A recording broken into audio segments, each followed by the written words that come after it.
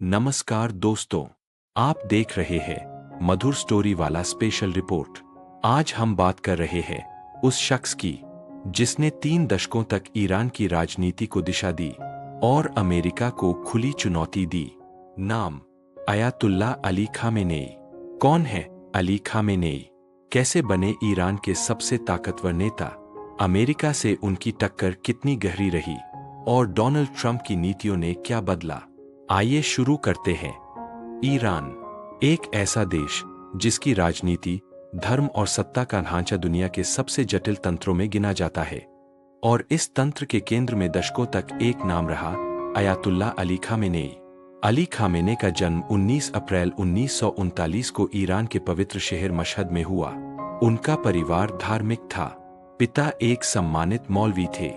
बचपन से ही Ali Khamenei को इस्लामी शिक्षा और शिया परंपराओं की गहरी समझ दी गई। कम उम्र में ही उन्होंने धर्मशास्त्र की पढ़ाई शुरू की। उनकी पढ़ाई का बड़ा हिस्सा ईरान के धार्मिक केंद्र कोम में बीता, जहां शिया इस्लामी विद्वानों की परंपरा सदियों पुरानी है। उनकी मौत के बाद ईरान में 40 दिनों का राष्ट्रीय शोक घोषित किया गया है। घटना मौत कैसे हुई? 28 फरवरी 2026 की सुबह ईरान के तेहरान में एक बड़ा सैन्य अभियान शुरू हुआ। संयुक्त राज्य अमेरिका और इजराइल ने मिलकर ईरानी शहरों, सैन्य ठिकानों और उच्च प्रभाव वाले लक्ष्यों पर एयर स्ट्राइक और मिसाइल हमले किए। इन हमलों का लक्ष्य था ईरान की सैन्य और शासन संरचना को क्षति पहुंचाना। और इसी ऑपरेशन के दौरान आधिकारिक बयान के मुताबिक खामेनेई की मौत हो गई। हमले का तरीका: अमेरिकी और इजरायली ताकतों ने बाहरी स्रोतों की मदद से खुफिया जानकारी हासिल की। आधुनिक मिसाइलों और विमानों के माध्यम से लक्षित एयर स्ट्राइक की गई।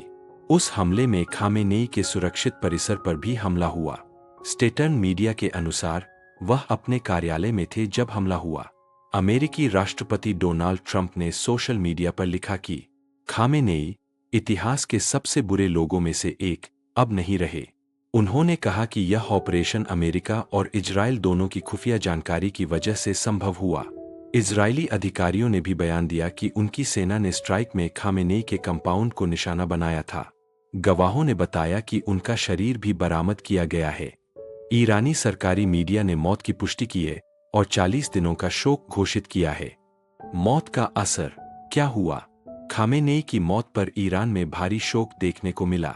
कई शहरों में लोग सड़कों पर आए।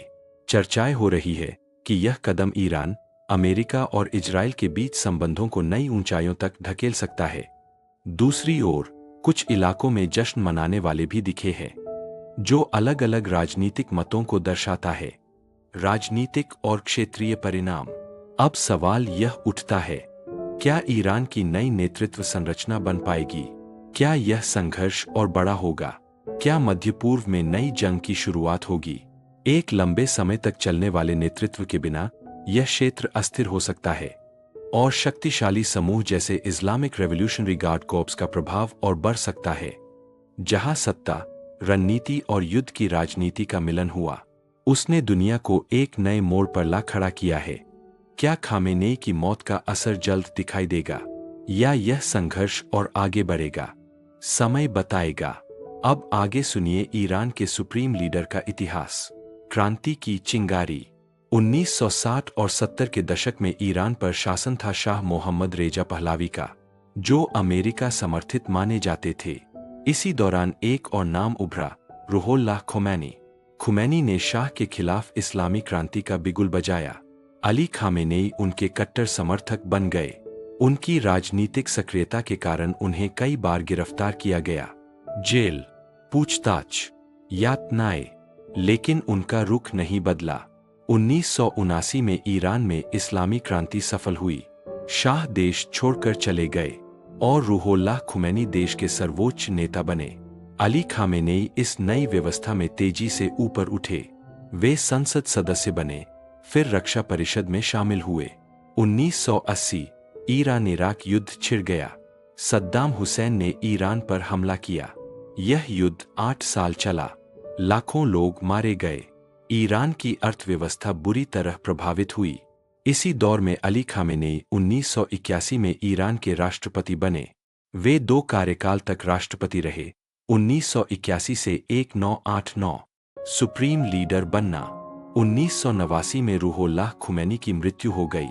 देश को नए सुप्रीम लीडर की जरूरत थी। विशेषज्ञों की परिषद ने अली खामेनेई को नया सुप्रीम लीडर चुना। यह पद राष्ट्रपति से कहीं अधिक शक्तिशाली है। कुछ उन्हें इस्लामी गणराज्य का रक्षक मानते हैं, तो कुछ उन्हें कठोर शासक, मातम या राजनीतिक संक्रमण। यदि किसी सुप्रीम लीडर का निधन होता है तो ईरान में राष्ट्रीय शोक घोषित होता है। मस्जिदों में दुआएं, काले झंडे, लाखों की भीड़। 1989 में खुमैनी के जनाजे में करोड़ों लोग शामिल हुए थे। ऐसा ही दृश्य दोबारा देखने को मिल सकता है, लेकिन साथ ही शुरू होगा सत्ता हस्तांतरण का दौर। विशेषज्ञों की परिषद नया सुप्रीम लीडर चुनेगी। ईरान की दिशा और शायद मध्य पूर्व की राजनीति बदल सकती है। अली खामेनेई, एक धार्मिक छात्र, एक क्रांतिकारी, एक राष्ट्रपति और 30 से अधिक वर्षों तक ईरान का सर्वोच्च नेता। उनकी विरासत विरोधाभासों से भरी है। समर्थकों के लिए इस्लामी गणराज्य के रक्षक, आलोचकों के लिए कठोर और असहमति को दबाने वाले शासक। लेकिन इसमें कोई संदेह नहीं, उनका नाम मध्य पूर्व की राजनीति में हमेशा दर्ज रहेगा। अगर यह कहानी आपको अच्छी लगी तो चैनल को सब्सक्राइब करें, लाइक करें। धन्यवाद। मिलते हैं अगली कहानी में।